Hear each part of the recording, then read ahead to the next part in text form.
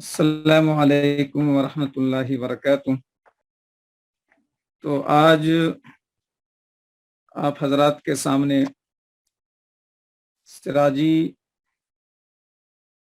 کا آغاز ہونے جا رہا ہے۔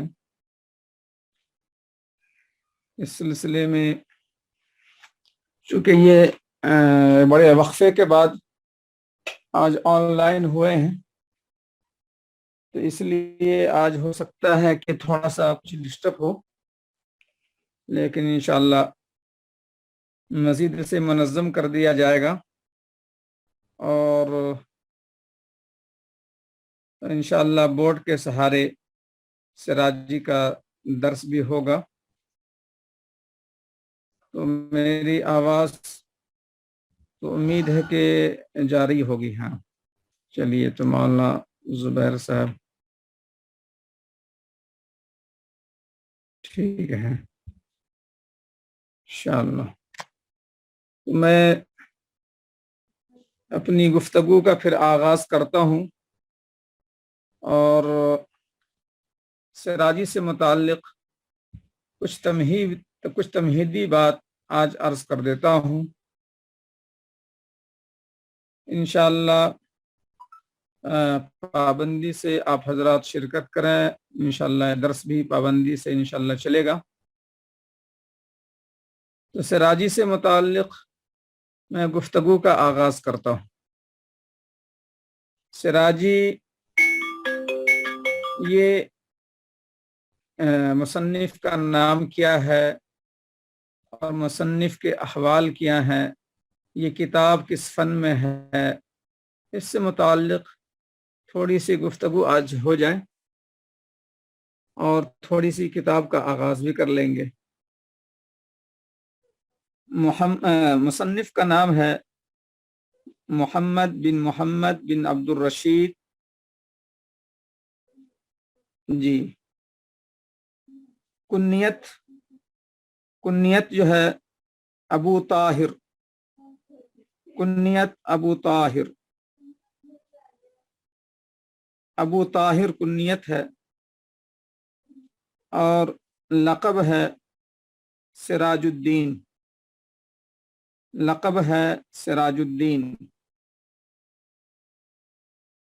تو سراجی جو ہے اسی سراج الدین سے سراجی ہے، کیونکہ مصنف کا لقب سراج الدین ہے۔ اور سجاوندی یہ نسبت ہے علاقے کی طرف، محمد بن عبد الرشید سجاوندی، تو سجاوندی علاقے کی طرف منسوب ہے۔ اور سجاوند یا تو یہ کابل کا شہر کابل جو افغانستان میں ہے اس کا ایک قصبہ ہے، یا سجاوند جو ہے خراسان جو اس زمانے میں ایک بڑا علاقہ تھا خراسان کا، اس کا ایک مقام ہے۔ سجاوند جو ہے خراسان کا ایک مقام ہے۔ یا سیسان کا نام آپ نے سنا ہوگا، اس زمانے میں سیسان بھی ایک بڑا علاقہ تھا، آج کل نام وغیرہ تبدیل ہو چکا ہے۔ تو سیسان کے ایک شہر کا نام تھا سگاوند، سیسان کے علاقے میں ایک شہر کا نام تھا سگاوند۔ تو سگاوند کا یہ معرب ہے۔ معرب کا مطلب یہ ہے کہ اس کو عربی بنا دیا گیا ہے، تو سگاوند کے گاف کو جیم سے تبدیل کر دیا تو یہ ہو گیا سجاوند۔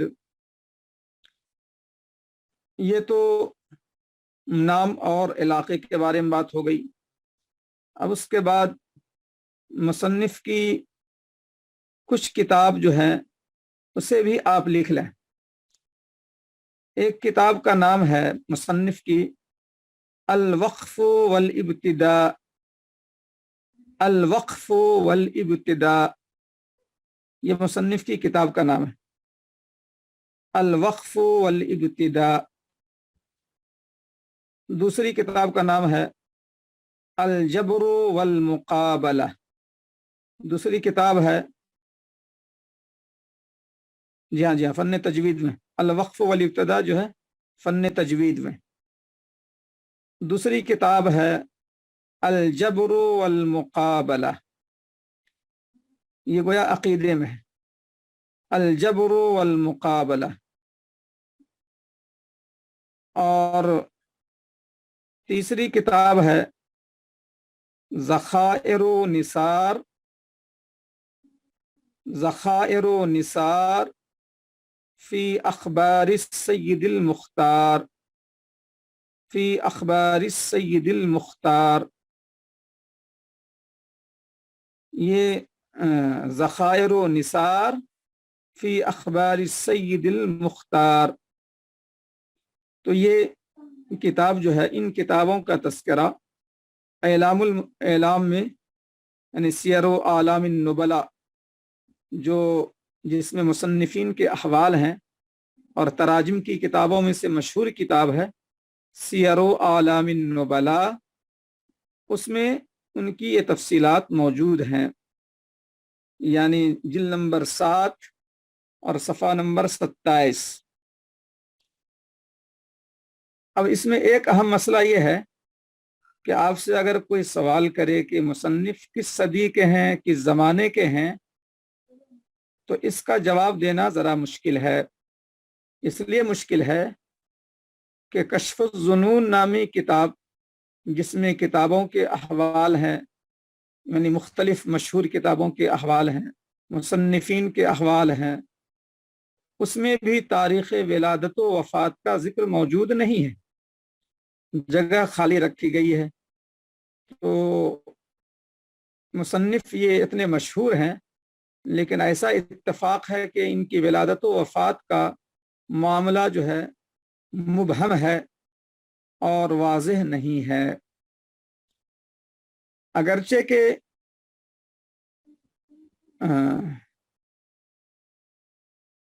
जी सही है, अगरचे के बाज़ हजरात ने तारीख़ वफ़ात 600 हिजरी या 700 हिजरी लिखी है, जैसे कि एलाम के हाशिए पर, सियर आलाम नुबला के हाशिए पर मुहश्शी ने 600 या 700 हिजरी इनकी वफ़ात को लिखा है, 600 या 700 हिजरी। लेकिन ये बात जो है उतनी कवी नहीं है। इसलिए कवी नहीं है कि सिराजी की एक शरह अबुल हसन हैदरा, अबुल हसन हैदरा, अबुल हसन हैदरा बिन उमर अस्सगानी ने लिखी है, जिनकी वफ़ात 358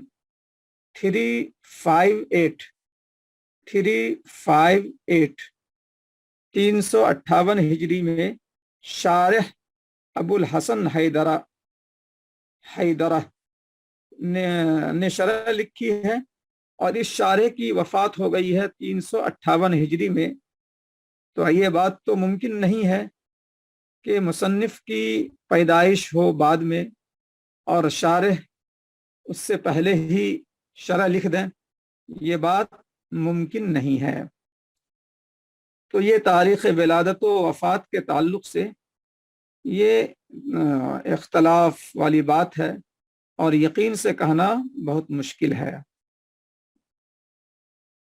अब मैं चाह रहा हूँ कि इल्म फ़राइज़ के ताल्लुक़ से थोड़ी इसकी तारीफ़ और इसका मौजू और इसके गर्ज़ व गायत वगैरह को हम देख लेते हैं। इल्म फ़राइज़ की तारीफ़। इल्मुल फ़राइज़ का दूसरा नाम है इल्मुल मवारिस। इल्मुल फ़राइज़ का दूसरा नाम है इल्मुल मवारिस। इल्मुल मवारिस वही मीरास से, मीरास की जमा मवारिस। तो इल्मुल फ़राइज़, इल्मुल मवारिस। मेरी आवाज़ जो है आप हजरात को साफ जा रही है या साफ नहीं जा रही है, ज़रा मुझे बतलाएं। आवाज ठीक है, अच्छी बात है, बेहतर बेहतर।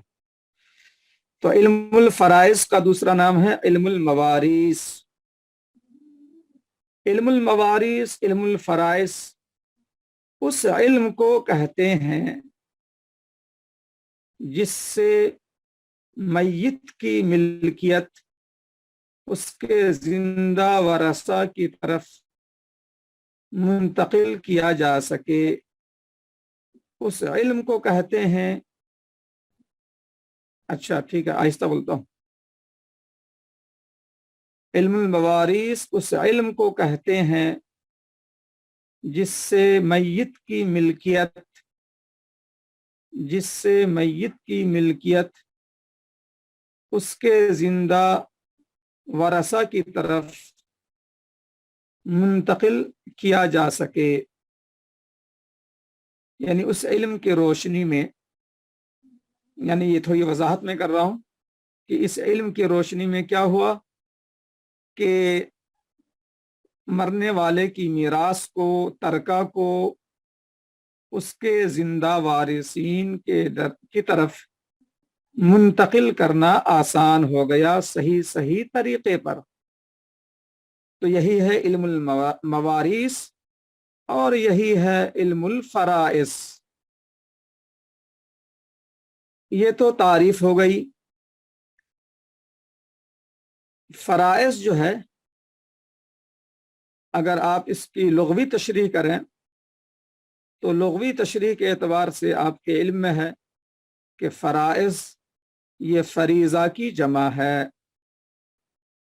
और फरीज़ा जो है, कहा जाता है कि अल्लाह ताला की बंदों पर आयद करदा पाबंदियां, अल्लाह ताला की बंदों पर आयद करदा पाबंदियां, यानी जिस चीज़ को अल्लाह ने मुकर्रर किया, जिसको अल्लाह ने फ़र्ज किया, जिसको अल्लाह ने ज़रूरी करार दिया। जी, तो ये जो है फरीज़ा है, उसी की जमा फ़राइज़ हैं।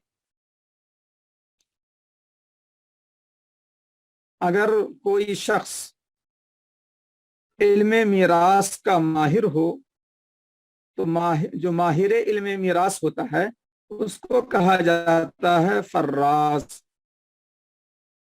मैंने उर्दू में तारीफ जो है आप हजरात को लिखाई है ताकि आसान रहे।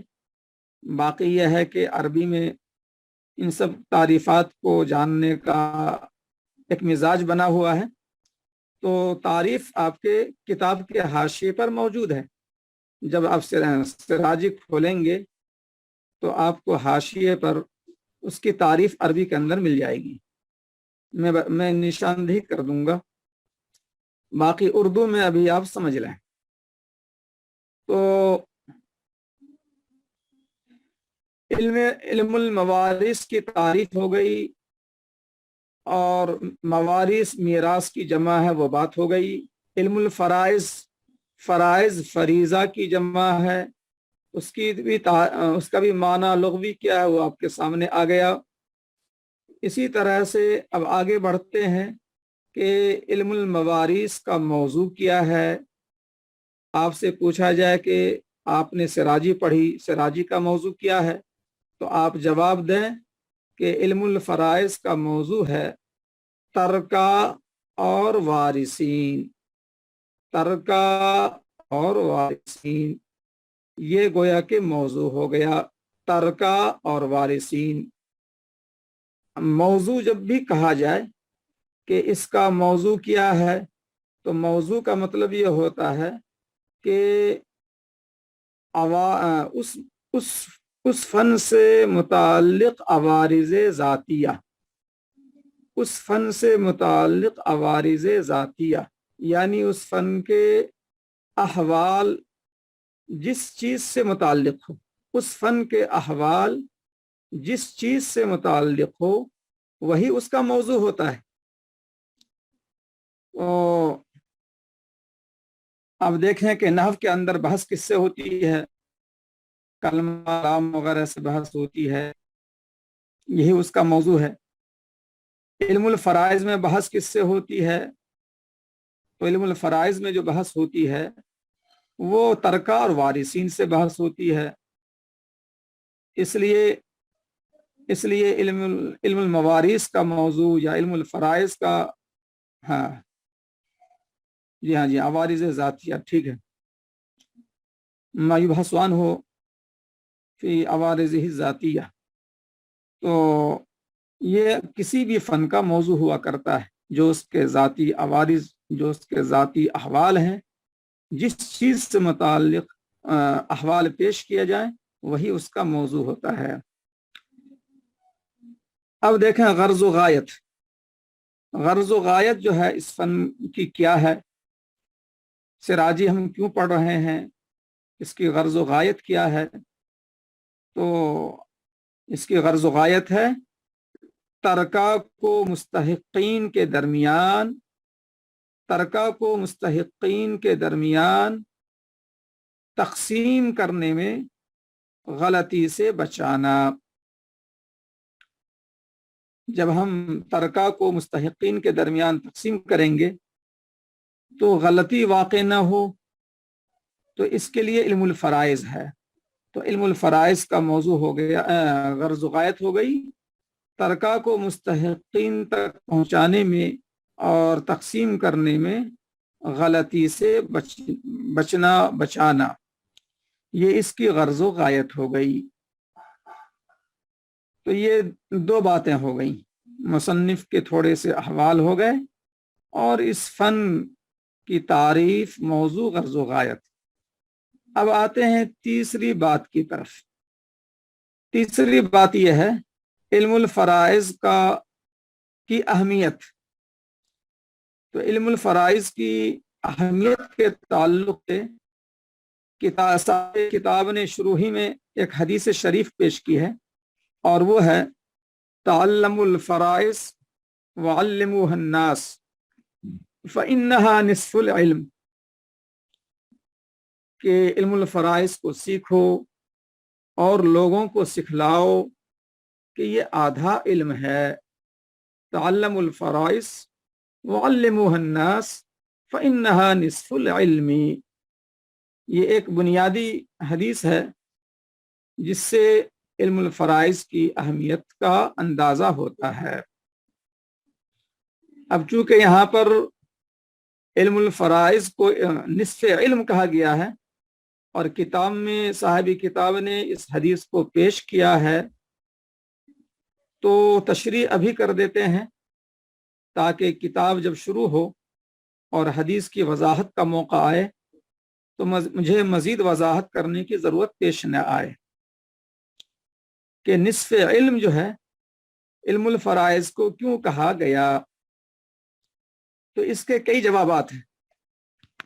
سب سے بہتر جواب یہ ہے کہ علم الفرائض کو نصف علم کہا گیا اس کی اہمیت کو بتلانے کے لیے، اس کی اہمیت کو بتلانے کے لیے۔ یہ سب سے بہتر جواب ہے۔ سب سے بہتر جواب اس لیے ہے کہ نصف کی تعبیر جو ہے اور بھی موقعوں پر حدیث شریف میں اور بھی موقعوں پر اہمیت کو بتلانے کے لیے لایا گیا ہے نصف کا لفظ۔ اب جیسے آپ نے وہ حدیث سنی ہے الطہور و شطر الایمان، کہ پاکی ایمان کا آدھا جز ہے۔ شطر کے معنی جز کے آتے ہیں، نصف الایمان کی سے بھی اس کا ترجمہ کرتے ہیں، ایمان کا جز بھی ترجمہ کرتے ہیں۔ تو شطر الایمان پاکی کو قرار دیا گیا، تو حقیقت میں وہ آدھا نہیں ہے، لیکن یہ ہے کہ پاکی کی اہمیت کو بتلانے کی یہ تعبیر ہے۔ ہاں، یہ بات بھی آپ نے صحیح کہی ہے، من تزوج امراۃ فقد استکمل نصف الایمان، بہت اچھی بات ہے، جزاک اللہ۔ تو نصف کی جو تعبیر ہے یہ اہمیت کو بتلانے کے لیے احادیث میں اور بھی موقعوں پر اس تعبیر کا ذکر آیا ہے۔ تو علم الفرائض کو اللہ کے رسول صلی اللہ علیہ وسلم نے نصف علم قرار دیا اس کی اہمیت کو بتلانے کے لیے۔ سب سے بہتر جواب یہی ہے۔ دوسرا جواب یہ دیا گیا ہے کہ اگر آپ انسانوں کے مسائل اور احوال کو دیکھیں تو دو خانے بنانے پڑیں گے، ایک زندگی سے متعلق مسائل اور دوسرے مرنے کے بعد کے مسائل۔ تو انسان کے مسائل دو، آدھے ادھر آدھے ادھر۔ انسان کی ایک کیفیت حیات کی ہے اور دوسری کیفیت ممات کی ہے۔ تو حیات سے جڑے ہوئے مسائل وہ آدھے ادھر میں آ گئے، اور ممات سے جڑے ہوئے مسائل وہ دوسرے آدھے میں چلے گئے۔ تو میراث کا تعلق بعد الممات سے ہے۔ جب صاحب جائیداد مرتا ہے اس کے بعد ہی اس کی جائیداد میراث بنتی ہے۔ تو مرنے کے بعد کے مسائل ہو گئے۔ تو زندگی یہ آدھا معاملہ اور ممات موت یہ آدھا معاملہ۔ تو موت کے مسائل وہ آدھے دوسرے آدھے کی طرف چلے گئے، اور زندگی کے مسائل طہارت، عبادت، زکوٰۃ، حج، روزہ، تجارت، خرید و فروخت۔ جی ہاں صحیح ہے، آپ نے جو تعبیر اختیار کی وہ صحیح ہے۔ ہاں تو چیٹ میں آپ اس کو اس طرح لکھ رہے ہیں تو اچھا کر رہے ہیں، تاکہ دوسرے احباب بھی چیٹ میں دیکھ لیں۔ اور تیسرا جواب یہ دیا گیا ہے کہ زندگی کے جو مسائل ہیں اگر وہ ہزاروں ہیں زندگی کے مسائل، تو میراث کے مسائل بھی تو ہزاروں ہیں۔ میراث کے مسائل ہزاروں کیسے ہے کہ مرنے والا مرتا ہے، کس کو چھوڑ کر جاتا ہے؟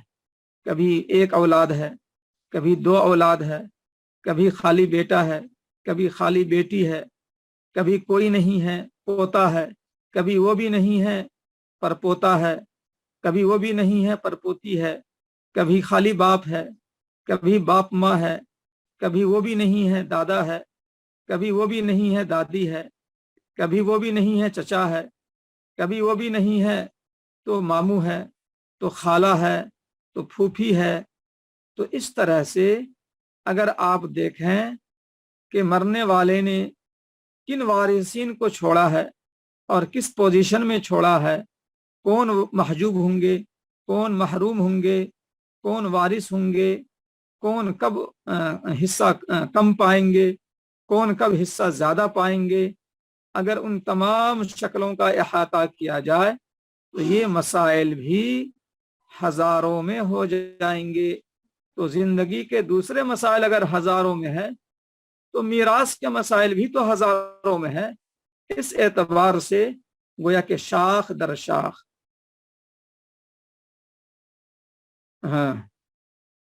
جی ہاں، اس کے شاخ در شاخ پھیلاؤ، زندگی کے دوسرے مسائل میں شاخ در شاخ پھیلاؤ ہے، تو میراث کے مسائل میں بھی شاخ در شاخ پھیلاؤ ہے۔ اس اعتبار سے اسے نصف علم کہا گیا کہ آدھے ادھر کے مسائل اور آدھے ادھر کے مسائل۔ تو یہ علم میراث کی اہمیت کے تعلق سے بات ہو گئی۔ اب میں کتاب کا آغاز جو ہے میں کر ہی دیتا ہوں۔ بسم اللہ الرحمن الرحیم، الحمد للہ رب العالمین، حمد الشاکرین، والصلاة والسلام علی خیر البریۃ محمد وآلہ الطیبین الطاہرین۔ تمام تعریف اس اللہ کے لیے ہے جو سارے جہاں کا پروردگار ہے۔ ہم تعریف کرتے ہیں شکر گزار بندوں کی تعریف کی طرح، یعنی جس طرح شکر گزار بندہ اللہ کی تعریف کرتے ہیں، ایسے ہی ہم شکر گزار بندوں کی طرح اللہ کی تعریف کرتے ہیں۔ اور درود و سلام ہو سب سے افضل مخلوق محمد صلی اللہ علیہ وسلم پر اور ان کی پاکیزہ اور پاک اولاد پر۔ یہ تو حمد و صلات ہے۔ قال رسول اللہ صلی اللہ علیہ وسلم تعلموا الفرائض، رسول اللہ صلی اللہ علیہ وسلم نے ارشاد فرمایا فرائض کو سیکھو، وعلموها الناس، اور لوگوں کو سکھلاؤ، اس لیے کہ یہ نصف علم ہے۔ یہ حدیث شریف جو ہے صاحب کتاب نے سب سے پہلے پیش کی،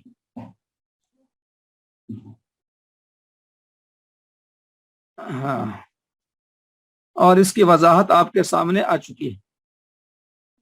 اس کا حاشیہ بھی بہت اچھا ہے، آپ حضرات دیکھیں کہ لمبا لمبا حاشیہ ہے۔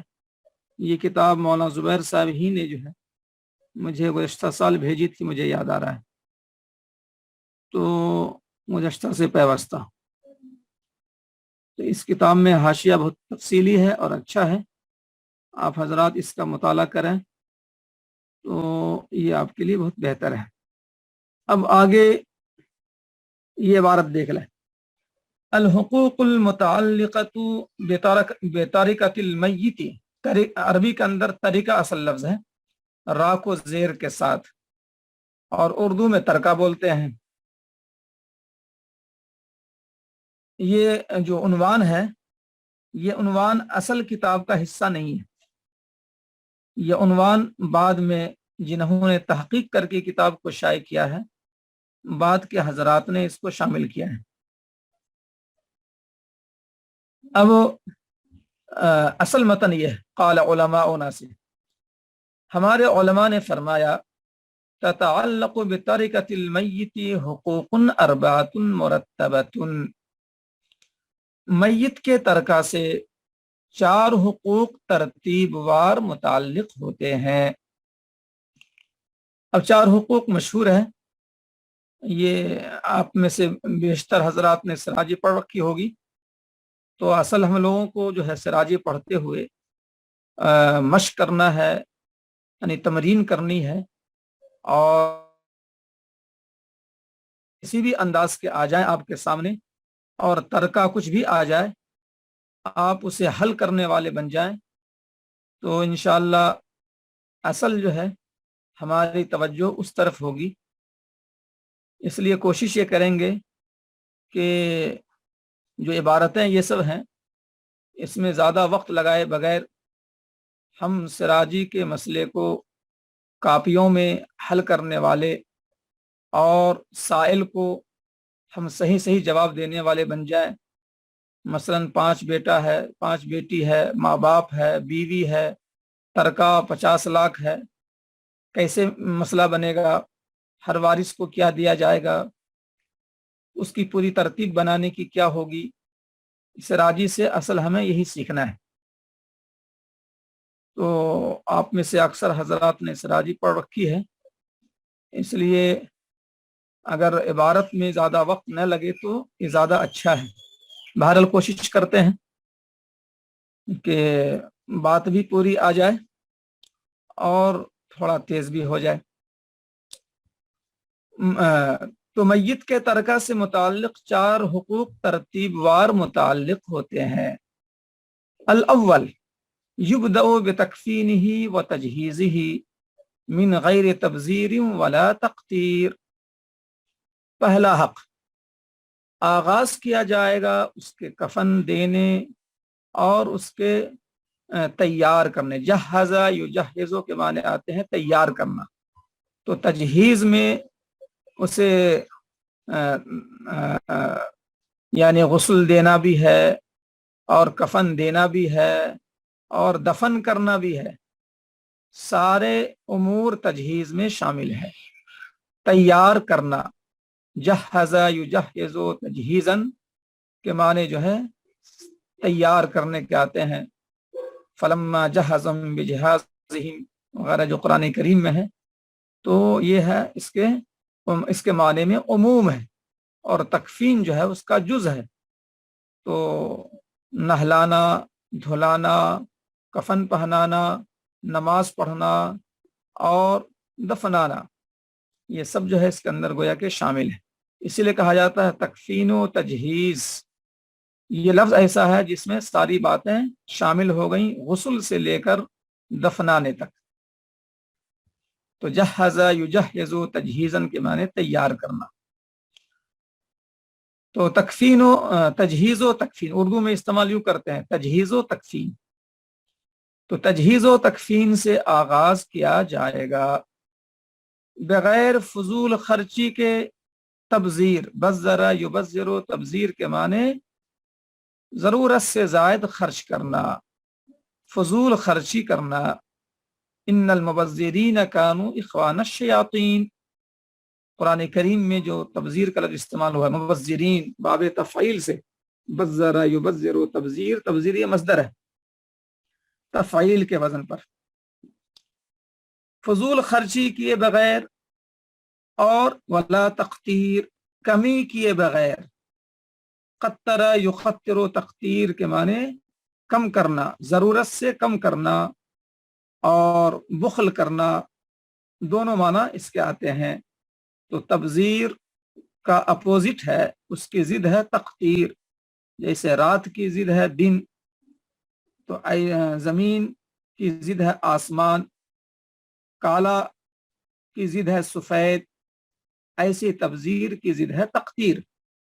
ادھر فضول خرچی، ادھر بخالت، کم کرنا. اب تجہیز و تکفین میں وہ مسئلے کہ تبذیر کیا ہے، تقتیر کیا ہے، تو بہت زیادہ جزیات میں جانے کی ضرورت نہیں ہے. جو کفن مسنون ہے مقدار مردوں کے لیے 3 اور عورتوں کے لیے 5. آپ کتابوں میں، اردو کتابوں میں دیکھ لیں، آپ سرچ کر کے بھی دیکھ لیں کہ اس میں جو ہے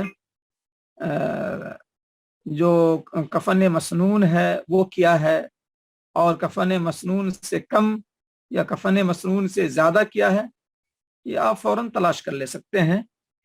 بہرحال کوئی جزیہ ایسا جو آپ جس کا مسئلہ جاننا چاہتے ہوں تو آپ اسے پوچھ بھی سکتے ہیں. تو فضول خرچی نہ ہو. اب اس کے اندر بنیادی بات یہ ذہن میں رکھیں کہ فضول خرچی کا تعلق بنیادی طور پر 2 پہلو سے ہے. ایک پہلو یہ ہے کہ کفن مسنون سے زیادہ مقدار میں دیا جائے. مرد کو 3 کپڑے دینے کے ہیں، 4 کپڑے دے رہے ہیں. مرد کو 3 کپڑے دینے ہیں، 6 کپڑے دے رہے ہیں. تو مقدار میں بڑھوتری، یہ بھی کیا ہے، فضول خرچی ہے. اور کپڑے تو 3 ہی ہوں لیکن کیفیت میں فضول خرچی.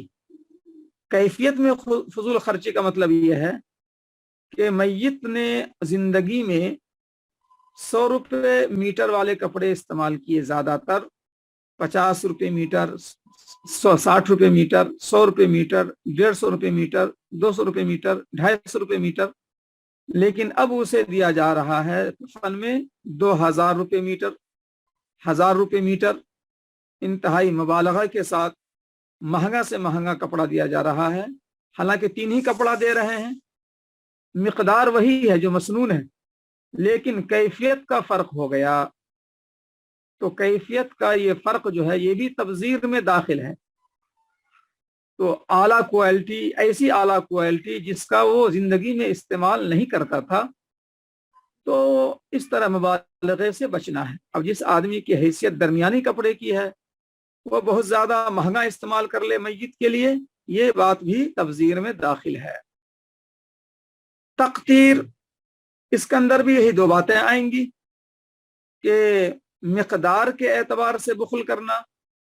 اب مرد کے لیے 3 کپڑے مسنون ہے، یہ 1 ہی کپڑا دے رہا ہے. عورتوں کے لیے جو ہے 5 ہے. تو جو 3 کپڑے مردوں کے ہیں آپ کے ذہن میں آ رہا ہوگا کہ ذرا بتلا ہی دیا جائے. تو ازار ہے، قمیص ہے، لفافہ بولتے ہیں، ازار، قمیص، لفافہ. اور عورتوں میں 2 بڑھ جاتا ہے، ازار، قمیص، لفافہ میں 2 اور بڑھ جاتا ہے. ایک جو ہے خمار ہے اور ایک کو بولتے ہیں سینہ بند. تو سینہ بند کا ایک ٹکڑا ہوتا ہے اور ایک خمار ہوتا ہے. تو اس طرح سے 2 کا اضافہ عورتوں کے لیے ہو جاتا ہے. 5 कपड़े मसनून हैं औरतों में, अब यहाँ भी अगर 10 कपड़े दें, 5 की जगह 8 कपड़े दे दें, 6 कपड़े दे दें, तो ये इसराफ हो गया। और अगर 5 के बजाय 2 ही कपड़ा दिया, 3 कपड़ा दिया 5 की जगह, तो ये भी तख्तीर के दायरे में आ गया।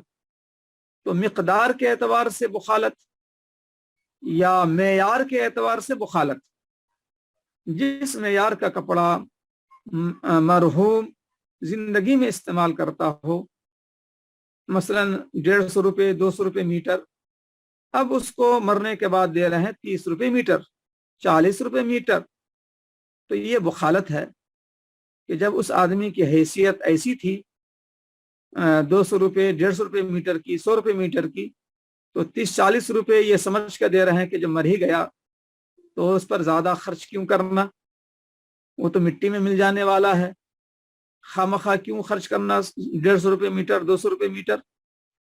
तो ये ऐसी बात नहीं है। मैयत का इकराम, मरने के बाद भी इंसान का इकराम ज़रूरी है, जैसा कि हदीस शरीफ में इशारा मौजूद है कि कसरु इज़ामिल मय्यत का कसरिल हय्य, कि मैयत के हड्डियों को तोड़ना जिंदा शख्स की हड्डी तोड़ने की तरह है। तो बहरहाल एहतराम जो है, जिस तरह जिंदगी में है, मरने के बाद भी मैयत का एहतराम लाजिम है। और इसीलिए उज़कुरू महासिन मौताकुम कहा गया है कि एहतराम का ये हिस्सा है कि मैयत को अच्छे उसके कारनामों से याद किया जाए। जिंदगी में कोई कमजोरी आ गई हो, यानी कोई कमजोरी का काम किया हो और कुछ जो है ऐब का पहलू हो, अब मरने के बाद उन सब चीजों से गुरेज करना चाहिए। और इसी तरह से आप सल्लल्लाहु अलैहि वसल्लम एक यहूदी के जनाजा को देखकर खड़े हो गए थे। सहाबा ने ताजुब से पूछा था कि ये तो यहूदी का जनाजा, आप क्यों खड़े हो गए? तो हुजूर ने फरमाया था इन्न फीही लनफसन, इन्न फीही लनफसन, कि वो भी तो एक जान थी, यानी इंसानी करामत। इंसानी करामत के नुक्ते नज़र से आप सल्लल्लाहु अलैहि वसल्लम खड़े हो गए थे। तो बहरहाल तो मैयत का इकराम भी होना चाहिए, और इकराम में यह बात भी दाखिल है कि कपड़ों में बखालत न तो मिकदार के एतबार से की जाए और न कैफियत के एतबार से की जाए। तो ये तो बात हो गई तजहीज़ व तकफीन की। अब उसमें दफनाना भी है, गुस्ल के मसाइल भी हैं, वो सब जुज़ियात आप मुतल्लिक़ा किताबुल जनाइज़ में आप देख सकते हैं, ये उसका मौजू नहीं है। सुम्मा तुक़ज़ा दुयूनुहु मिन जमीए मा बक़िया मिन मालिही, फिर उसके दुयून को अदा किए जाए उन तमाम मालों से जो उसके मालों में से बच जाए, यानी तजहीज़ व तकफीन से फारिग होने के बाद अब जो मैयत का माल बच गया, तजहीज़ व तकफीन से फरागत के बाद अब जो माल बच गया, अब मिसाल के तौर पर 30 रुपया छोड़कर गया था, तजहीज़ व तकफीन में 9 रुपये खर्च हो गए। अब जब 9 रुपये खर्च हो गए, अब इस मिसाल को आप लोग ध्यान में रखिए ताकि अगले टुकड़े में काम आए। 30 रुपये छोड़कर गया था, तजहीज़ व तकफीन में 9 रुपये खर्च हो गए, अब बचे हुए माल हैं 21। अब 21 रुपया जो है उसमें से दैन अदा किया जाएगा। अब दैन कितना है?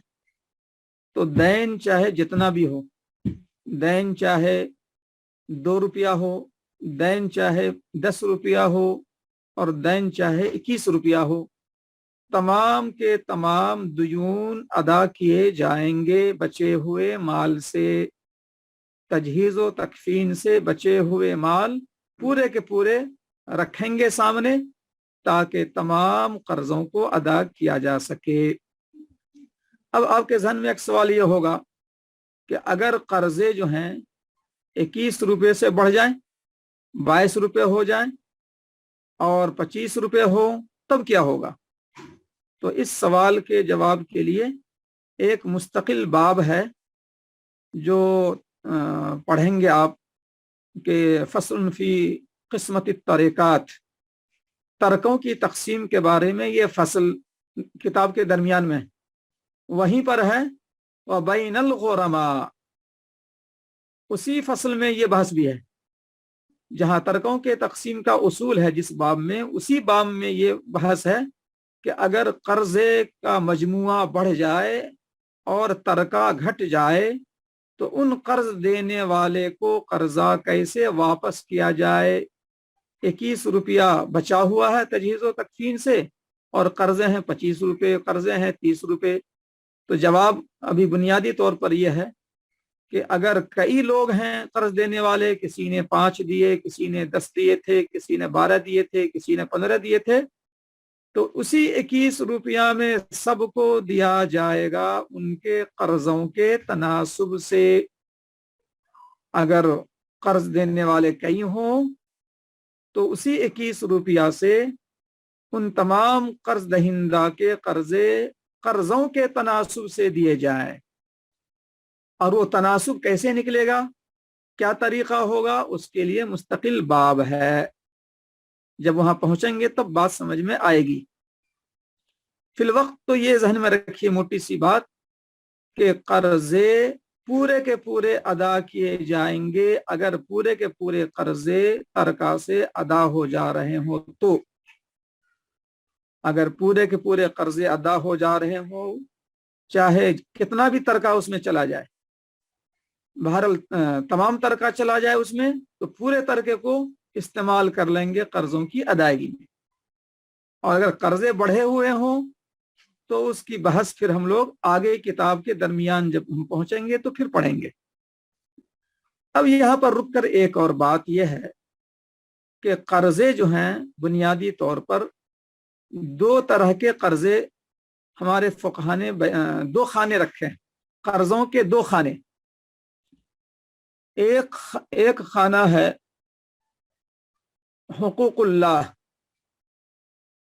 یعنی اللہ کا حق، یعنی اللہ کا قرضہ، اور ایک خانہ ہے بندوں کا قرضہ۔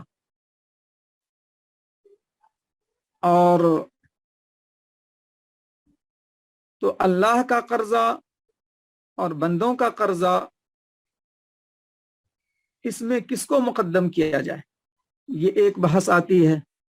اسی طرح سے ایک بحث یہ آتی ہے کہ حالت صحت کے قرضے اور حالت بیماری کے قرضے،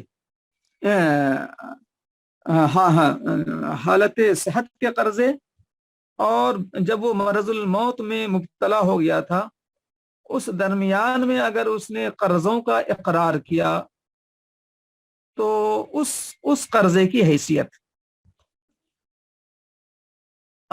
حالت بیماری میں بعض وہ قرضے ہوتے ہیں جو بالکل واضح ہوتے ہیں، تو اس کی حیثیت کیا بنتی ہے، تو تھوڑا سا میں اس کی جو ہے وضاحت کر دینا مناسب معلوم پڑتا ہے کہ میں اس کی تھوڑی سی وضاحت کر دوں۔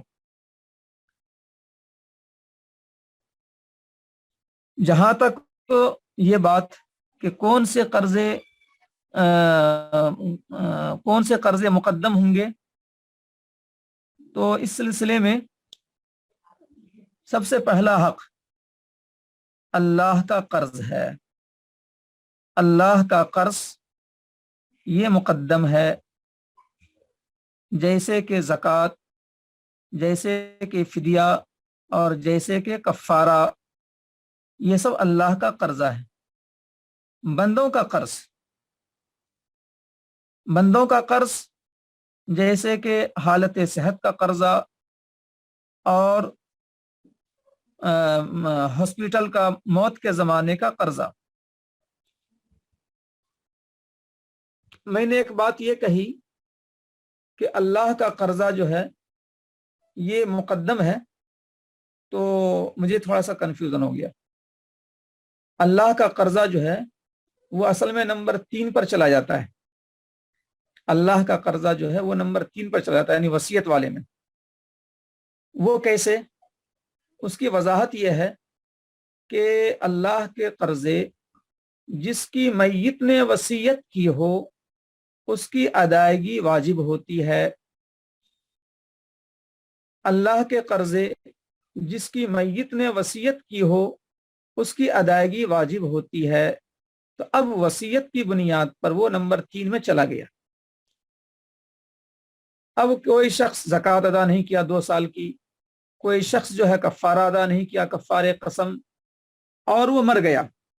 تو اب سوال یہ ہوتا ہے کہ اس طرح زکوٰۃ کی ادائیگی وارثین کریں گے. 2 سال 4 سال 5 سال سے زکوٰۃ ادا نہیں کی گئی. اسی طرح سے کفارے قسم جو ہے 2 قسمیں 3 قسمیں توڑی اور کفارہ جو ہے اس نے ادا نہیں کیا. اب وارثین کو فکر ہو رہی ہے کہ میں اب کیا کروں، میت پر تو زکوٰۃ واجب تھی، زکوٰۃ فرض تھی، 2 سال کے 3 سال کی زکوٰۃ ادا نہیں کیا، اس پر 2-3 کفارے تھے ادا نہیں کیا. اب ہم لوگ کیا کرنا؟ اب وارثین سوچ رہے ہیں.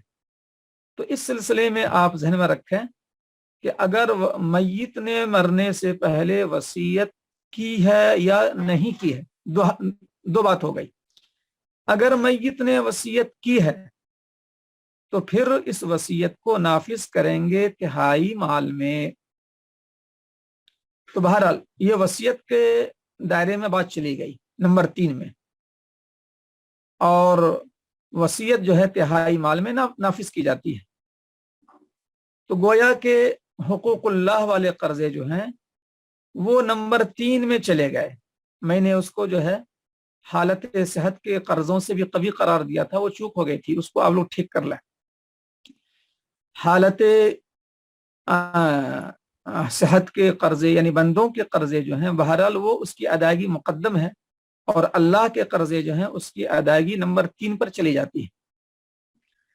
تو اب میں نے یہ بات کہی آپ کے سامنے کہ اللہ کے قرضے کی وصیت کی ہے یا وصیت نہیں کی ہے. وصیت اگر کی ہے تو نمبر 3 پر معاملہ چلا گیا.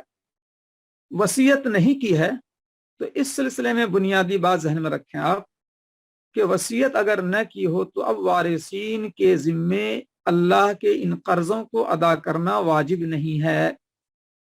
اللہ کے ان قرضوں کو جو میت پر قرضے ہیں ان کو ادا کرنا واجب نہیں ہے، بلکہ وارثین کی اپنی رضامندی پر ہے. اگر وصیت کی ہے تو پھر نمبر 3 پر معاملہ چلا گیا. یہ ایک بنیادی بات آپ ذہن میں رکھیں. اب وصیت نہ کی ہو تو وارثین کی مرضی پر ہے، یہ بات آئی. اب یہاں پر تھوڑی سی اور وضاحت کروں کہ وارثین میں کچھ بالغ بھی ہوتے ہیں، کچھ نابالغ بھی ہوتے ہیں. تو اگر تمام وارث بالغ ہیں تب تو کوئی دقت کی بات نہیں ہے، تمام وارثین بالغین کی صف میں ہیں، تو وہ سب آپس کے سمجھوتے اور مرضی سے میت پر عائد تمام زکوٰۃ، تمام کفارات وغیرہ، فدیہ، رمضان کا فدیہ وغیرہ، یہ تمام کے تمام ادا کر سکتے ہیں. یہاں تک کہ تمام وارثین نے فیصلہ کر لیا کہ سارے کے سارے ترکے ختم ہو جائیں، پھر بھی ہم میت کے اوپر جو قرضہ ہے اللہ کا ہم ادا کریں گے، اگرچہ کہ میت نے وصیت نہیں کی، اگرچہ کہ میت نے کوئی اس طرح کی ہدایت وارثین کو نہیں دی، پھر بھی وارثین کی سعادت کی بات ہے کہ انہوں نے اس بات کو اپنے ذمے لے لیا نفلاً تبرعاً کہ ہمارا باپ مرنے کے بعد کسی طرح کی تکلیف میں نہ رہے، تمام قرضے اللہ کے ادا کریں گے. تو پھر یہ وارثین کے پر گویا نفلی طور پر وارثین کے لیے گنجائش ہے، مستحسن ہے کہ وہ سب بالغین ہیں تو اللہ کے ان قرضوں کو ادا کر دے اپنے طور پر، اپنی مرضی میں، چونکہ میت نے وصیت نہیں کی. تو یہ وارثین کے لیے سعادت کی بات ہو گئی. لیکن اگر کچھ وارثین نابالغ ہیں تو نابالغ وارثین کے حصے पूरे के पूरे अदा किए जाएंगे।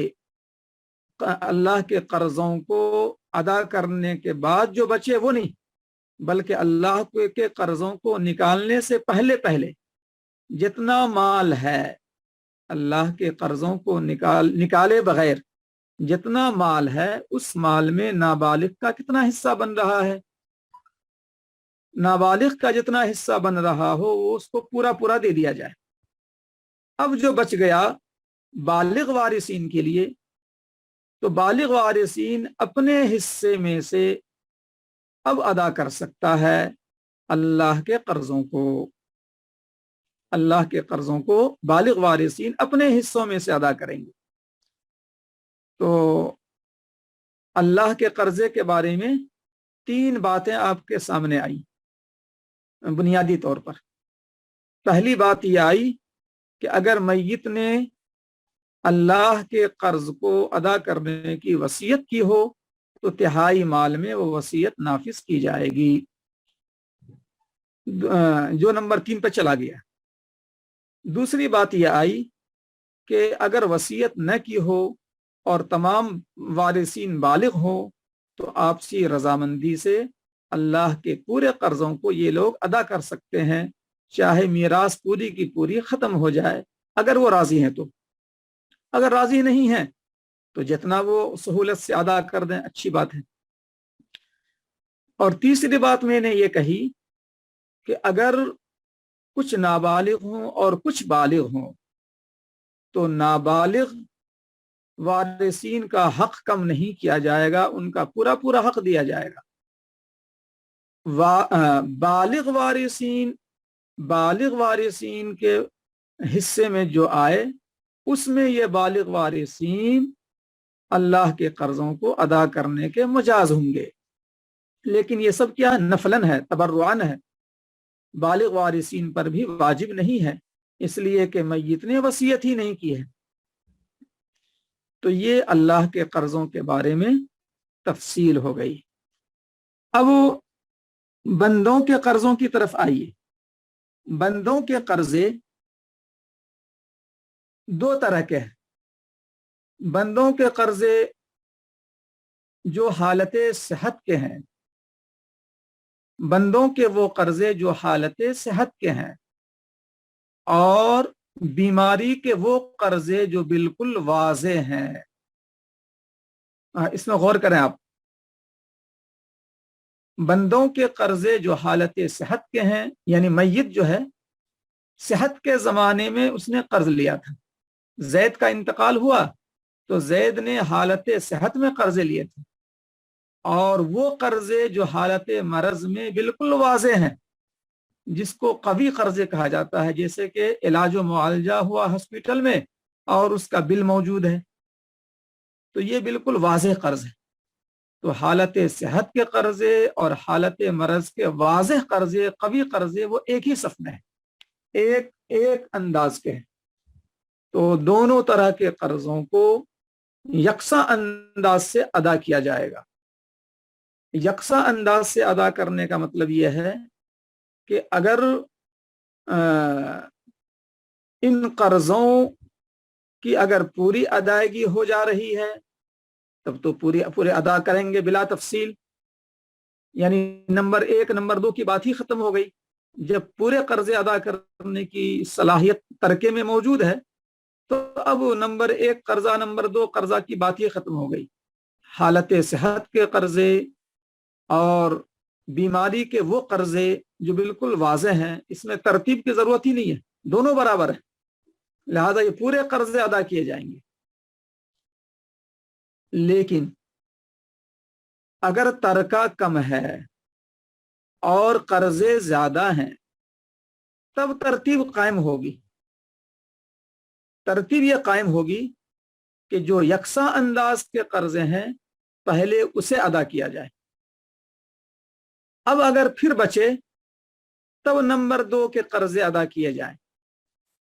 चुनांचे हालत सेहत के कर्जे और हॉस्पिटल के कर्जे जो मरज़ वफात में हुए वो बिल्कुल वाज़े और कवी है, वो तो एक साथ अदा किए जाएंगे। लेकिन उसके बाद माल थोड़ा ही बचा और बीमारी के हालत के वो कर्जे जो मख्फी हैं, हाँ ये मैंने वाजे नहीं किया था, बंदे के कर्जे जो कैटेगरी नंबर 2, बंदों के कर्जे जो दूसरे नंबर पर आते हैं, जरा ज़ईफ हैं, वो ये कर्जे होते हैं कि हालत मरज में मैयत ने किसी दोस्त के लिए इकरार किया, मरने से पहले पहले उसने इकरार कर लिया कि मेरे ऊपर मेरे फला दोस्त का 50,000 रुपया कर्ज है। अब देखें आप कि जिंदगी में उन्होंने कुछ इकरार नहीं किया और मरने के करीब जो उन्होंने इकरार कर लिया अपने दोस्त के लिए कि मेरे दोस्त का मेरे ऊपर 50,000 कर्जा है, लिहाजा मेरे तरका से ये कर्ज अदा किया जाए। तो हालत मरज के ये कर्जे जिसका इकरार मैयत ने किया है अपने दोस्त के लिए, इस कर्जे की हैसियत सानवी है, इस कर्जे की हैसियत नंबर 2 की है। तो अब मामला नतीजा कहाँ सामने आएगा? नतीजा यहाँ सामने आएगा कि अगर तरका ज्यादा नहीं है, तमाम के तमाम कर्जे अदा नहीं हो सकेंगे, हालत सेहत के कर्जे, हॉस्पिटल के खर्चे और हालत मरज में जो दोस्त के लिए 50,000 का इकरार किया, ये सब के सब पूरे नहीं हो सकते, तो फिर नंबर 1 पर फोकियत दी जाएगी हालत सेहत के कर्जे की और हॉस्पिटल वाले कर्जे की। ये दोनों बराबर है, हॉस्पिटल का कर्जा कवी है और हालत सेहत का कर्जा भी कवी है, दोनों एक साथ अदा किए जाएंगे। अब अगर इन दोनों को अदा करने के बाद भी बच जाए, अब वो इकरार जो दोस्त के लिए किया था मरज़ वफात में, अब अदा किया जाएगा दोस्त वाला कर्जा। तो ये नतीजा यहां सामने आएगा। लेकिन अगर तरका बहुत ज्यादा अच्छा खासा है और नंबर 1 वाला कर्जा भी, नंबर 2 वाला कर्जा भी अदा करना आसान है, तब तो कोई दिक्कत की बात ही नहीं है। नंबर 1 वाला कर्जा भी अदा कर देंगे, नंबर 2 वाला कर्जा भी अदा कर देंगे, फिर भी माल बच रहा है, तो अब नंबर 3 की तरफ चले जाएंगे, वसीयत की तरफ। तो बहरहाल कर्जों के ताल्लुक से, बंदों के कर्जों के ताल्लुक से ये तफसीलात जो हैं आपके सामने बुनियादी पेश की गई हैं। मजीद इसकी बातें जो हैं वहां पर आएंगी जब कर्जों की तकसीम कर्जखाओं के दरमियान कैसे करेंगे, वो बात वहां पर आएंगी तरका की तकसीम वाले फसल में। नंबर 3 में की तरफ अब हम आते हैं। सुम्मा तुनफ़्फ़ज़ु वसायाहु, सुम्मा तुनफ़्फ़ज़ु वसायाहु मिन सुलुसे मा बक़िया बादद दैनी, फिर उसकी वसीयत नाफिज की जाएगी दैन के बाद बचे हुए की तिहाई से। तो अब यहाँ पर एक चीज जो है, जो हमारे फजला, जो जदीद फजला हैं, उनके अंदर थोड़ा कन्फ्यूजन रहता है, यानी सबके अंदर नहीं लेकिन बाज के अंदर कन्फ्यूजन रहता है कि तिहाई माल से वसीयत नाफिज करने का मतलब ये समझते हैं कि पूरे तरके की तिहाई। तो ये गलत फहमी न रहे, इस गलत फहमी को सबसे पहले दूर कर दें कि पूरे तरके की तिहाई मुराद नहीं है। अगर तजहीज़ व तकफीन में खर्चे तरका से किए गए, कुछ कर्जे थे कर्जे भी अदा किए गए, उसके बाद मैंने मिसाल दी थी 30 रुपए की कि 30 रुपए छोड़े थे, तजहीज़ व तकफीन में 9 रुपए चले गए, बच गए 21 रुपए। अब 21 रुपए जो बचे हैं, तो हाँ अगर कोई कर्जा नहीं था मैयत पर कोई कर्जा नहीं था, तो फिर 21 रुपए की तिहाई यानी 7 रुपए तक में वसीयत नाफिज की जाएगी। अगर 10 रुपए की वसीयत की है तो 7 रुपए की वसीयत नाफिज की जाएगी, 8 रुपए की वसीयत की है तो भी 7 रुपए की वसीयत नाफिज की जाएगी, अगर 5 रुपए की वसीयत की है तो 5 रुपए की वसीयत नाफिज की जाएगी, इसलिए कि 5 7 के अंदर है। اور 6 की वसीयत की तो 6 वसीयत नाफिज की जाएगी, चूंकि 6 तिहाई के अंदर है। 7 की वसीयत की तो 7 की वसीयत भी नाफिज की जाएगी, इसलिए कि 7 तक की गुंजाइश है। तजहीज़ व तकफीन के बाद 21 रुपए बचे थे तो 7 तिहाई है। लेकिन अगर कर्जा जो है कुछ था उसके ऊपर, फर्ज कर लीजिए कि 3 रुपया कर्जा था, 3 रुपया कर्जा उसके ऊपर था जिसको अदा किया गया तजहीज़ व तकफीन के बाद, तो 9 रुपया तजहीज़ व तकफीन का निकल गया, 21 रुपया बचा। 3 रुपया कर्जों का तो 3 रुपया निकल गया, तो 21 रुपये में से 3 रुपये निकल गए कर्ज वाले, तो अब बच गए 18 रुपये। टोटल 30 रुपया, 9 रुपया तजहीज़ व तकफीन का निकल गया, 3 रुपया कर्जों का निकल गया, अब बच गया 18 रुपया। अब 18 रुपया की तिहाई हमारे लिए मेयार है, न तो 30 रुपया मेयार है न 21 रुपया मेयार है। वसीयत तिहाई में वसीयत नाफिज करने के लिए मेयार न 30 रुपया है न 21 रुपया है, बल्कि 18 रुपया है। यही 18 रुपया दैन की तजहीज़ व तकफीन के खर्चे और दैन की अदायगी के बाद यही 18 रुपये बचे हैं। यही 18 रुपये अब मेयार हैं तिहाई को पकड़ने के लिए, तिहाई को निकालने के लिए। तो 18 के तिहाई हुए है 6 रुपये, गोया के 6 रुपये तक में वसीयत नाफिज की जाएगी। तो ये मतलब हुआ मिन सोलो से मा बकिया बादत दैनी, दैन के बाद जो बचे उसकी तिहाई से वसीयत नाफिज की जाएगी। तो अब आमतौर से कर्जे वगैरह नहीं होते हैं, वसीयत भी आमतौर से मय्यत की नहीं होती है, तो इसलिए सीधे फतवे में कभी कभी लिख दिया जाता है कि अगर वारिसीन ने 50,000 छोड़े हैं और इतने बेटे इतनी बेटी है, तो 50,000 को उनके दरमियान इस तरह से तकसीम कर देंगे कि 50,000 में बेटे को इतना बेटी को इतना मिल जाएगा, पूरा 50,000 बांट के बतला दिया। तो ऐसा क्यों होता है? ऐसा इसलिए होता है कि तजहीज़ व तकफीन के खर्चे को कोई वारिस अपने जिम्मे ले लेता है और अपनी सआदत समझता है कि तरका से क्यों जो है तजहीज़ व तकफीन के खर्चे किए जाएं, मैं क्यों न इसमें बढ़ चढ़ कर हिस्सा लूं। तो कोई वारिस जो है अपने लिए सआदत समझता है और खर्चे खुद कर लेता है।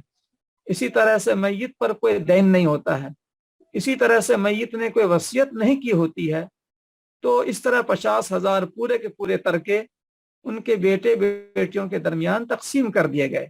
न तजहीज़ व तकफीन के खर्चे निकाले गए, न कर्जे वाली बात सामने आई, न वसीयत वाली बात सामने आई। लेकिन उसूली तौर पर हमारा जवाब जो है ये होना चाहिए, कभी भी फतवा लिखें तो हमारे इस फतवे में आगाज यहीं से होना चाहिए कि अगर मैयत की तजहीज़ व तकफीन पर खर्चे हुए हों तो वो, उन पर कोई कर्ज हो तो उसकी अदायगी, और कोई वसीयत की हो तो तजहीज़ व तकफीन और कर्जों की अदायगी के बाद बचे हुए माल की तिहाई में वसीयत नाफिज करने के बाद अब बचे हुए माल को वारिसीन के दरमियान तकसीम किया जाएगा। नंबर 4 पर वारिसीन के दरमियान नंबर 4 पर माल को तकसीम किया जाएगा। नंबर 1 पर तजहीज़ व तकफीन, नंबर 2 पर कर्जों की अदायगी, और नंबर 3 में तिहाई माल में वसीयत का निफास। नंबर 4 में माल को वारिसीन के दरमियान तकसीम करने वाली बात।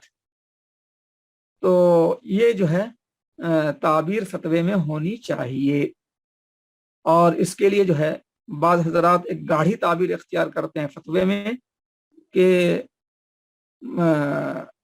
बशर्ते सिहत, यानी जैसे सवाल किया गया कि एक शख्स मरा और उनके 2 बेटा है, 2 बेटा है, 2 बेटी है, माँ बाप है, 50,000 कैसे तकसीम करेंगे? तो अल जवाब बिल्लाहि तौफीक, बशर्त सिहत सवाल बाद अदाए हुकूक मुतक़द्दिमा अलल इर्स व अदम मवाने इर्स, तरका के इतने हिस्से किए जाएंगे, बेटा और बेटी को इतना, माँ बाप को इतना इतना दिया जाएगा। तो आपने देखा कि ताबीर क्या इख्तियार करते हैं बाज हजरात, बाज मुफ्तियान जो मैंने देखे हैं, बड़े बाज मुफ्तियान भी, कि बशर्ते सिहत सवाल बाद अदाए हुकूक मुतक़द्दिमा अलल इर्स, यानी मीरास की तकसीम से पहले जो हुकूक मुकद्दम है, यानी इजमाल के साथ पेश कर दिया, बाद अदाए हुकूक मुतक़द्दिमा अलल इर्स, नंबर 4 में जो मीरास की तकसीम है वारिसीन में, उससे पहले जो 3 हुकूक मुकद्दम है उसकी अदायगी के बाद, ये मतलब हुआ बाद अदाए हुकूक मुतक़द्दिमा अलल इर्स व अदम मवाने इर्स। इसका ताल्लुक जो है वारिसीन से है कि वारिसीन जिसको हम दे रहे हैं, अगर कोई माने शरई नहीं है, जैसे कोई कातिल नहीं है, कोई गुलाम नहीं है, कोई काफिर नहीं है, और वारिसीन में चूंकि काफिर होना माने में से है, कातिल होना माने में से है, तो गुलाम होना माने में से है, ये 3 चीज मवाने में से है। तो वादम मवाने इर्स, तो देखते हैं, देखा आपने कितनी गाढ़ी ताबीर होती है बाज मुफ्तियान की। तो ये नंबर 3 पर हो गया, दैन की अदायगी के बाद बचे हुए माल की तिहाई से वसीयत नाफिज की जाएगी। अब वसीयत जो है, ये वसीयत, अब इसमें बराबरी है कि वसीयत चाहे वो जैद अमर बकर के लिए करे, वसीयत वो मदरसे के लिए करे, वसीयत वो मस्जिद के लिए करे, वसीयत वो ज़कात की अदायगी के लिए करे। ये मैंने जो है, जो अल्लाह के कर्ज़ों को जब वसीयत की गई हो उसकी अदायगी की, तो नंबर 3 पर चला जाएगा। ये बात मैंने जो कही थी अभी, तो अब वो बात फिर दोबारा आ गई कि अल्लाह के कर्ज़ों की जो वसीयत की गई, वो नंबर 3 पर बात आ गई। अब वसीयत जो है, चाहे वसीयत ज़कात की अदायगी की हो, वसीयत चाहे मस्जिद में देने की हो, मदरसे में देने की हो, जैद अमर बकर खालिद को देने की हो, ये सारी वसीयतें बराबर हैं। लिहाजा अगर ये तमाम की तमाम वसीयतें तिहाई माल में मुमकिन है, तो तिहाई माल में पूरी की पूरी वसीयत नाफिज की जाएगी। जैद अमर बकर के लिए वसीयत नाफिज की जाएगी, मस्जिद के लिए वसीयत नाफिज की जाएगी, मदरसे के लिए वसीयत की थी वो भी नाफिज की जाएगी, बकिया ज़कात की अदायगी की वसीयत की थी, कफ़ारे कसम की अदायगी की वसीयत की थी, ये तमाम के तमाम वसीयतें नाफिज की जाएंगी अगर तिहाई माल से ये पूरा का पूरा हो रहा हो। अगर तिहाई माल से पूरा का पूरा न हो रहा हो तो तमाम वसीयतों को उसके तनासुब से अदा किया जाएगा। तिहाई माल से सारी वसीयतें कुछ न कुछ नाफिज की जाएंगी।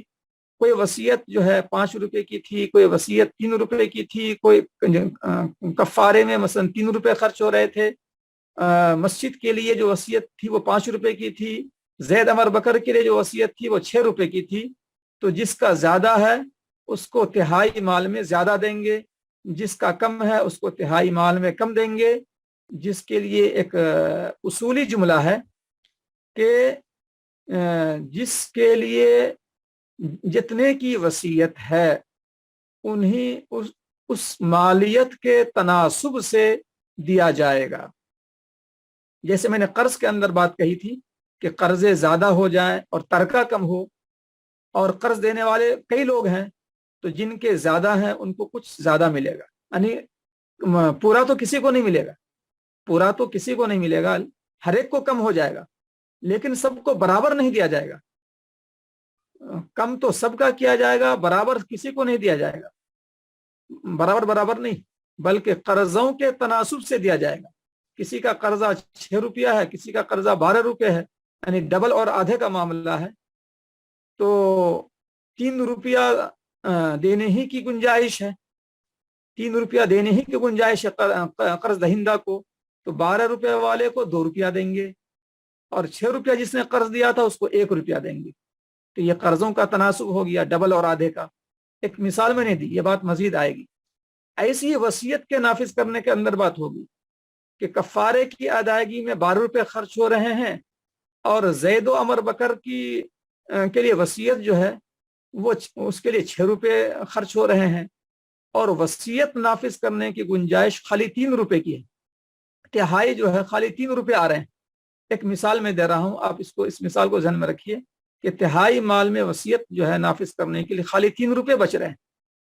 एक वसीयत को नाफिज करना कफ़ारे कसम में 12 रुपए खर्च होने वाली बात है, और जैद अमर बकर खालिद के लिए 6 रुपए वाली बात है। तो फिर कफ़ारे के अंदर जो है गोया कि डबल वाला मामला है और जैद अमर बकर के लिए आधा वाला मामला है। लिहाजा 3 रुपए में से 2 रुपए कफ़ारे की तरफ चले जाएंगे और 1 रुपए की वसीयत जो है जैद अमर बकर खालिद के लिए चली जाएगी। तो वसीयतों को नाफिज करेंगे उसके तनासुब से, जिस चीज के लिए वसीयत की गई उसकी मालियत देखकर उसके तनासुब से वसीयत नाफिज करेंगे, बशर्ते के तिहाई माल में पूरी वसीयत नाफिज न की जा सकती हो। बहरहाल ये सब इम्कानी शक्लें हैं, बहुत दूर की शक्लें हैं। अब तक जो है मेरे सामने इस तरह की मिसाल नहीं आई है कि वसीयत जो है नाफिज करने में तिहाई माल काफी नहीं हो रहा हो। तो ये बहुत दूर की मिसालें हैं, इम्कानी शक्लें हैं। तो अगर बात वाज़ेह न हुई हो तो इंशाअल्लाह कल जो है बोर्ड पर भी इसको मजीद वाज़ेह कर देंगे। तो आज जो है यहीं पर हम इस जुमले को दोबारा पेश करके बात को ख़त्म करेंगे, क्योंकि हमारे पास 9 बजे जमात है और 55 पे 56 पे जो है ये दर्स जो है ख़त्म हो जाया करेगा रोज़ाना, ताकि मेरी 9 बजे की जमात न छूटे। तो ये आखिरी जुमला फिर मैं अर्ज़ करके बात को ख़त्म करता हूँ कि वसीयत जो है ये तिहाई माल में नाफिज की जाएंगी, और वसीयत में अल्लाह के कर्ज़ों की वसीयत की गई हो, बंदों के लिए वसीयत की गई हो, ये तमाम के तमाम बराबर हैं तनफीज़ वसीयत में। और एक बात जो है मैं भूल जाऊंगा कि तिहाई माल वसीयत वाली बात जो है ये कहाँ से ली गई, तो ये हदीस शरीफ से ली गई है कि वसीयत अगर ज़्यादा की भी करे तो तिहाई में क्यों नाफिज है। अगर आपसे सवाल हो तिहाई में क्यों नाफिज है, तो इसका जवाब यह है कि रसूलुल्लाह सल्लल्लाहु अलैहि वसल्लम ने साद बिन अबी वक्कास रज़ी अल्लाह तआला अन्हु से कहा था, जिनको एक ही बेटी का मामला था, तो एक ही बेटी वारिसीन में से, कि वो वसीयत करना चाह रहे थे, तो वो पूरे माल की वसीयत करना चाह रहे थे। तो हुजूर ने मना फरमा दिया कि पूरे माल की वसीयत ज़्यादा है। तो साद बिन अबी वक्कास रज़ी अल्लाह तआला अन्हु ने कहा कि अल्लाह के रसूल आधे माल की वसीयत, तो अल्लाह के रसूल ने फरमाया था कि आधा भी ज़्यादा है, नहीं, उससे मना फरमा दिया। तो उन्हें कहा कि अल्लाह के रसूल 1/3 माल की वसीयत कर जाऊं, तो अल्लाह के रसूल ने जो है यहाँ इजाज़त दे दी, लेकिन ये भी फरमाया अस्सुलुस वस्सुलुसु कसीर, यानी तिहाई की इजाज़त देकर इशारा कर दिया कि ये भी ज़्यादा है, मोरिस को चाहिए कि पूरे के पूरे तिहाई की वसीयत न करे तो अच्छा है, ये इशारा है। तो हुजूर ने बाज़ाब्ता तिहाई की इजाज़त दे दी, इसलिए तिहाई की तक गुंजाइश है, वरना तो तिहाई को भी ज़्यादा हदीस में कहा गया है।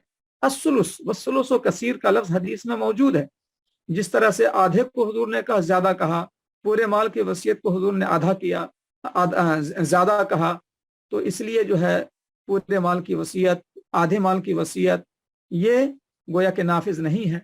और तिहाई माल को भी हुजूर ने ज़्यादा कहा, लेकिन तिहाई की हुजूर ने बाज़ाब्ता इजाज़त भी दी, इसलिए तिहाई माल तक गुंजाइश है। लेकिन इशारा मौजूद है कि तिहाई माल तक की भी वसीयत जो है ये ज़्यादा ही के दायरे में है, लिहाजा कम करना चाहिए ताकि वारिसीन को ज़्यादा से ज़्यादा मिले। तो ये बात जो है वसीयत के ताल्लुक से पूरी हो गई और आज का दर्स भी इख्तिताम को पहुंचता है। तो कल से इंशाअल्लाह बोर्ड को क्लियर रखेंगे इंशाअल्लाह, और बोर्ड पर भी इंशाअल्लाह उसकी तफहीम की जाएगी। अस्सलामु अलैकुम व रहमतुल्लाहि व बरकातुहू।